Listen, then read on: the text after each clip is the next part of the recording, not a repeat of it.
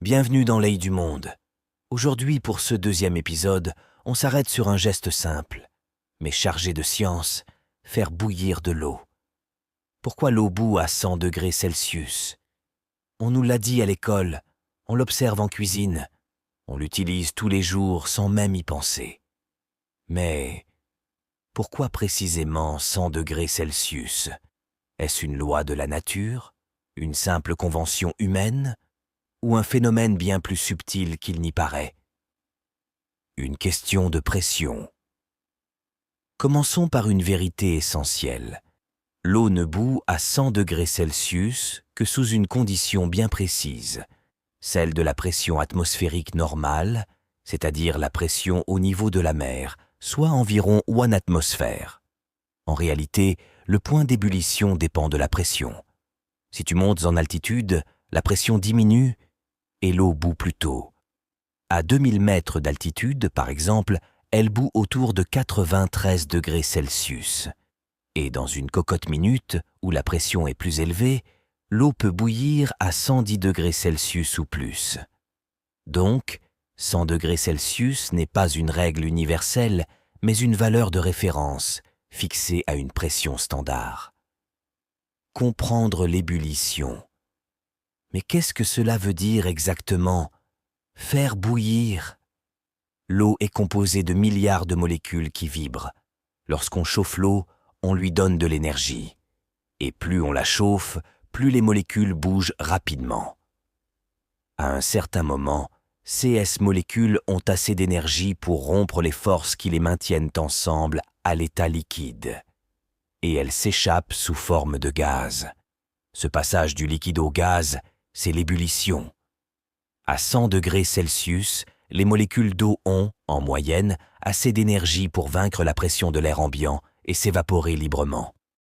Le rôle de la pression atmosphérique. La pression atmosphérique, c'est le poids de l'air qui nous entoure. Elle appuie constamment sur tout ce qui existe à la surface de la Terre, y compris l'eau. Lorsque la vapeur d'eau formée à la surface ne peut plus être retenue par cette pression, elle s'échappe librement. C'est à ce moment-là que l'eau bout. Donc, le point d'ébullition correspond au moment où la pression de la vapeur d'eau est égale à la pression atmosphérique. C'est un équilibre. Et pourquoi 100? Mais alors, pourquoi 100 précisément? Pourquoi pas 87 ou 142? La réponse est: c'est une convention. Le système Celsius a été défini en prenant l'eau comme référence. Le physicien Anders Celsius, au XVIIIe siècle, a créé une échelle où 0 correspond au point de congélation de l'eau et 100 à son point d'ébullition, à pression normale. Il aurait pu choisir d'autres valeurs, mais cela offrait une base pratique et cohérente pour la science et la vie quotidienne.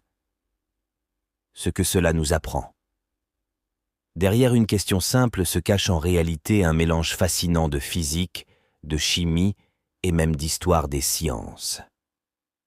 Comprendre pourquoi l'eau bout à 100 degrés Celsius, c'est comprendre comment les molécules interagissent, comment la pression influence la matière et comment l'humain a inventé des outils pour mesurer le monde. C'est aussi se rappeler que les lois de la nature dépendent souvent du contexte, et que nos repères sont parfois le fruit d'un choix, pas d'une nécessité absolue. Conclusion. La prochaine fois que tu fais bouillir de l'eau pour ton thé ou tes pâtes, souviens-toi de tout ce qui se cache derrière ces petites bulles qui montent à la surface. Un phénomène simple, oui, mais profondément scientifique.